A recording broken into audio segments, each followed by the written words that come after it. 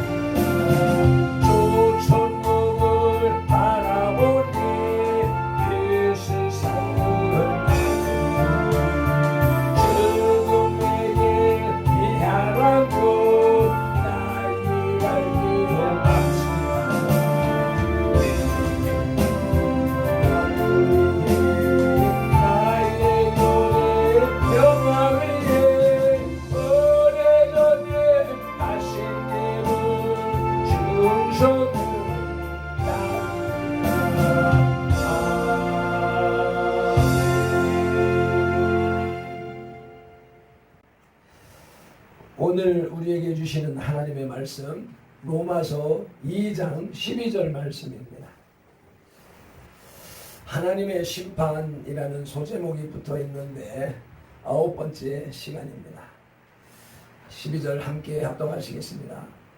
무릇 율법 없이 범죄한 자는 또한 율법 없이 망하고 무릇 율법이 있고 범죄한 자는 율법으로 말미암아 심판을 받으리라. 아멘.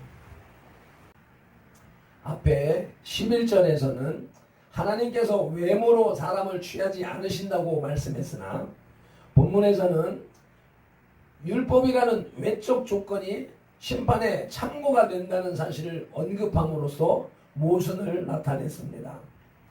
이에 대해서 머레이라는 신학자는 비록 11절에서는 외적 조건이 심판과 무관함을 가리키고 있으나 그렇다고 해서 본문의 율법이라는 외적 조건이 하나님의 심판의 공정성을 흐리지는 않는다고 말합니다. 그 이유로 그는 비록 본문에서 율법의 외적 조건이 심판의 기준과 연루되기는 하지만 이는 율법을 수여받은 자들에게만 하나는 것이기 때문에 율법을 받지 않은 사람들과는 아무 상관이 없으며 오히려 율법의 소지자를 율법대로 심판하고 율법 없는 자를 율법이 없는 나름대로 심판하는 것은 하나님의 공정한 처사라고 설명합니다.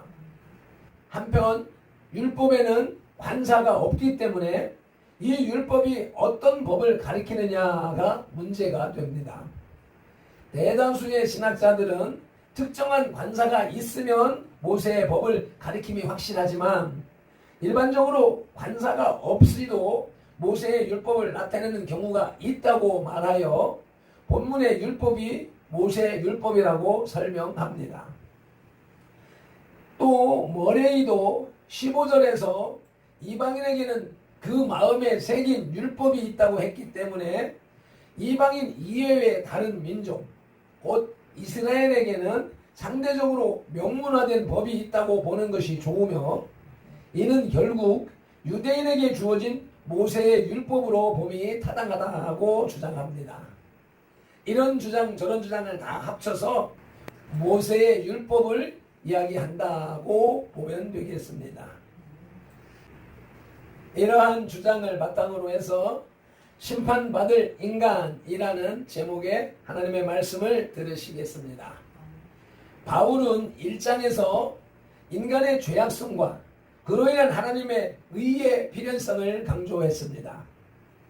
바울은 2장에서도 계속해서 이방인뿐만 아니라 율법을 소유한 유대인들 역시 하나님의 심판에서 벗어날 수 없음을 강조합니다. 즉 그는 본문에서 율법 없이 범죄한 자는 또한 율법 없이 망하고 무릇 율법이 있고 범죄한 자는 율법으로 말미암아 심판을 받으리라고 선언한 것입니다. 인간은 누구를 막론하고 죄 아래에 있습니다. 따라서 모든 사람은 하나님의 심판 아래에 있습니다. 아멘. 본문을 통해 심판이 예정된 인간에 대해서 지오라마 비전하시겠습니다.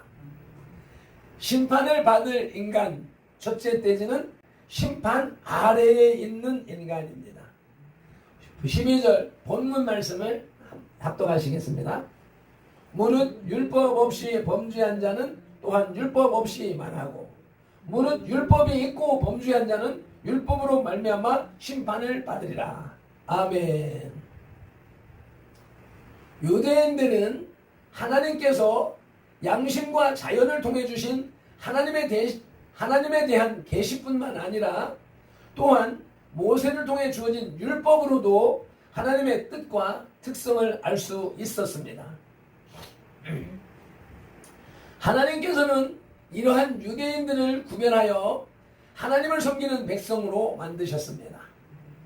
그러나 이들에게 보이신 이 훌륭한 율법과 하나님의 호의가 하나님만을 경외하고 섬기는 자들로 만들지는 못했습니다. 그들은 하나님께서 지시하신 의식만 행하였지만 그들의 마음은 하나님의 뜻과 멀리 있었습니다. 그래서 바울은 1장 끝부분에서 이방인의 죄악을 꾸짖기는 했지만 2장 초두에서는 자기의 의를 주장하는 유대인들에게 다른 사람들을 판단하는 그 자세가 얼마나 용서받지 못할 무서운 죄인가를 지적하고 책망했습니다. 왜냐하면 유대인들 역시 그들이 비판하고 판단하는 자들과 같은 죄인이기 때문입니다. 아멘. 따라서 사람이 다른 사람을 판단한다고 하는 것은 부당한 일이며 책망받을 일입니다. 그렇지만 하나님의 심판은 인간의 판단과는 다릅니다. 하나님의 판단은 진리를 따라서 행해집니다. 그러므로 3절에서 지적한 것처럼 죄인인 유대인이 같은 죄인인 이방인과는 달리 심판을 모면할 수 있을 것이라고 생각하는 것은 큰 오해입니다. 로마서 2장 3절 말씀을 읽으시겠습니다. 이런 일을 행하는 자를 판단하고도 같은 일을 행하는 사람아, 내가 하나님의 심판을 피할 줄로 생각하느냐. 아멘.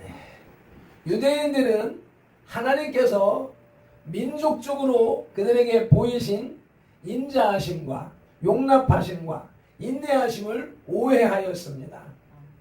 그들은 하나님의 선택받은 백성이기 때문에 그들이 기뻐하는 대로 행할 수 있고 죄의 결과로부터 면제받을 수 있다고 생각했는데 이것이 잘못된 생각이었습니다. 그러한 연고로 바울은 그들에게 그들의 회개할 줄 모르는 완고한 태도는 하나님께서 죄에 대하여 심판하시는 날에 당할 진노를 쌓는 것이라고 경고했던 것입니다. 로마서 2장 5절입니다. 다만 내 고집과 회개하지 아니한 마음을 따라 진노의 날, 곧 하나님의 의로우신 심판이 나타나는 그날에 임할 진노를 내게 쌓는도다. 아멘. 이제 심판을 받을 인간 둘째 떼지는 하나님의 심판의 원리입니다. 다시 한 번 더 12절 본문 말씀을 합독하시겠습니다. 무릇 율법 없이 범죄한 자는 또한 율법 없이 망하고 무릇 율법이 있고 범죄한 자는 율법으로 말미암아 심판을 받으리라. 아멘. 바울은 6절로 16절에서 하나님의 심판에 대한 두 가지의 대원리를 제시합니다. 그 첫째가 사람들은 자기의 행한 대로 심판을 받는다는 것입니다. 우리는 이 부분의 말씀을 잘못 오해하여 구원은 믿음으로 얻는 것이 아니라 행위로 얻는다고 볼 수도 있습니다. 그러나 바울은 여기에서 구원을 말한 것이 아니라 심판을 말했다는 것을 명심해야 합니다. 바울은 6절로 7절에서 인내심을 가지고 선한 행동을 하면서 계속해서 영광과 영원한 생명을 구하는 자들에게 하나님께서 그 구하는 영광과 영생을 주신다고 말했습니다. 그러나 그들의 선행 때문에 하나님의 영생을 주신다고 바울은 말하지 않았습니다. 바울은 하나님께서는 그리스도를 믿는 믿음으로 영생을 주신다고 로마서 3장 22절에서 말했습니다. 따라서 7절에서 언급된 행위는 결국 영생을 얻게 된 마음의 자세를 나타낸 것입니다.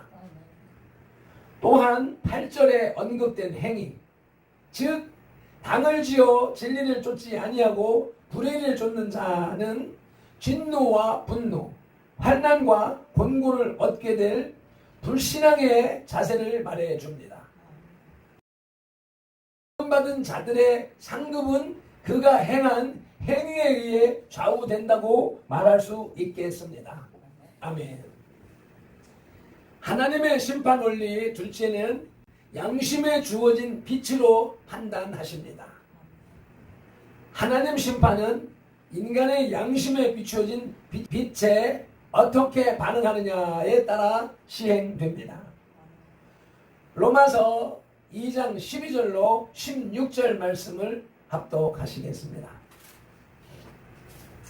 무릇 율법 없이 범죄한 자는 또한 율법 없이 망하고 무릇 율법이 있고 범죄한 자는 율법으로 말미암아 심판을 받으리라.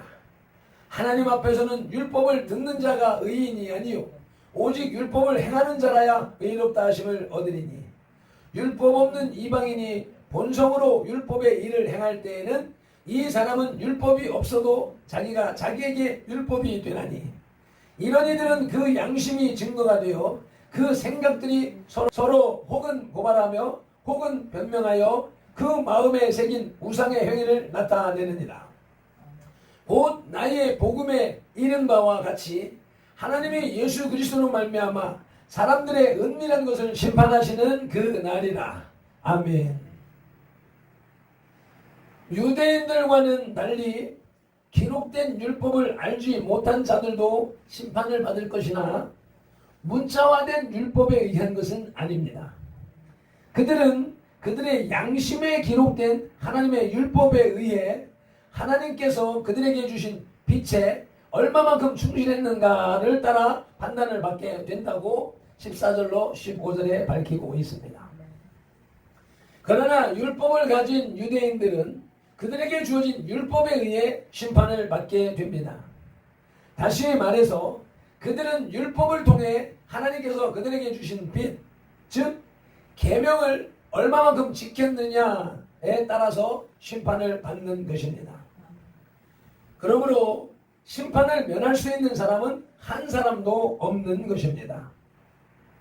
자기 의를 주장하는 도덕가들이 비록 자신들의 무죄를 선언한다 할지라도 하나님은 그들을 정죄 하십니다. 심판의 기준은 의롭고 선하며 신실하신 하나님의 공의입니다. 아멘. 인간에게 주어지는 보상은 주어진 빛을 따라 인간의 행하는 행함에 달려 있습니다.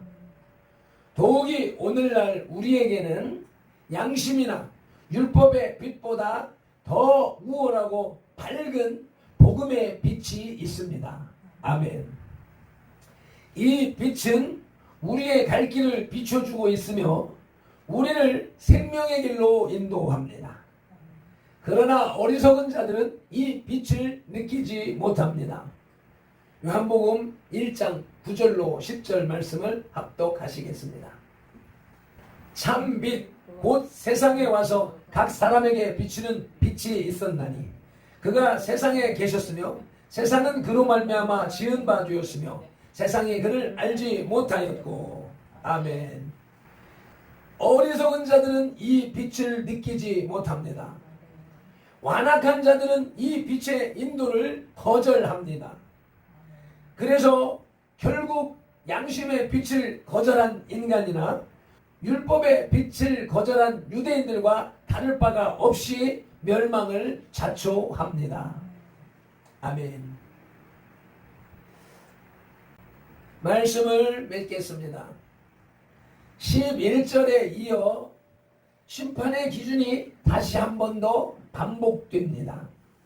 즉 율법 없이 범죄한 사람은 율법과 상관없이 망하고 율법 아래에서 범죄한 사람은 율법에 의해 심판을 받는다는 것입니다. 아멘. 하나님의 법을 알고 또 그것을 따르라고 가르치면서도 자신을 행하지 않는 위선적인 유대인들처럼 현대 교육자들에게 임할 심판은 더욱 크리라고 봅니다. 아멘. 기도하시겠습니다. 하나님 아버지, 오늘도 하나님의 귀한 말씀을 통하여서 심판받을 인간, 심판 아래에 있는 인간이지만 양심과 율법에 의하여서 심판받아야 할 인간이 죄인이지만 예수 그리스도를 통한 복음의 빛을 비춰주셔서 이 모든 양심과 율법의 심판을 벗어날 수 있는 길을 우리에게 열어주셨다 하시니 우리를 그 빛 가운데 불러주셨다 하시니 감사합니다. 이 말씀의 빛, 복음의 빛을 깨닫지 못하는 미련한 자, 또 받고서도 거부하는 완악한 자가 되지 말게 하여 주옵소서. 오늘 주시는 말씀이 오늘을 살아가는 우리들에게 어떻게 적용되어야 하는가 분명하게 이해하고 깨닫고 적용하고 그로 인하여서 승리하는 삶을 살아가는 발편들과 선돌이 다 되게 하여 주시옵소서. 오늘의 일정과 일과를 주님 앞에 맡기오며 예수님의 이름으로 기도드리옵나이다. 아멘. 찬송 한번 힘차게 올려드리시고 통성으로 기도하시겠습니다.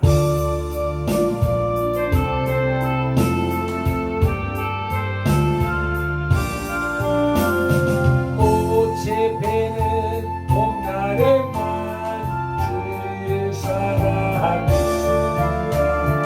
열매 맺는 가을에만 주의 은혜했으며 야물 솟는 여름에 주의 사랑 여전하며 적은 겨울 추울 때도 주의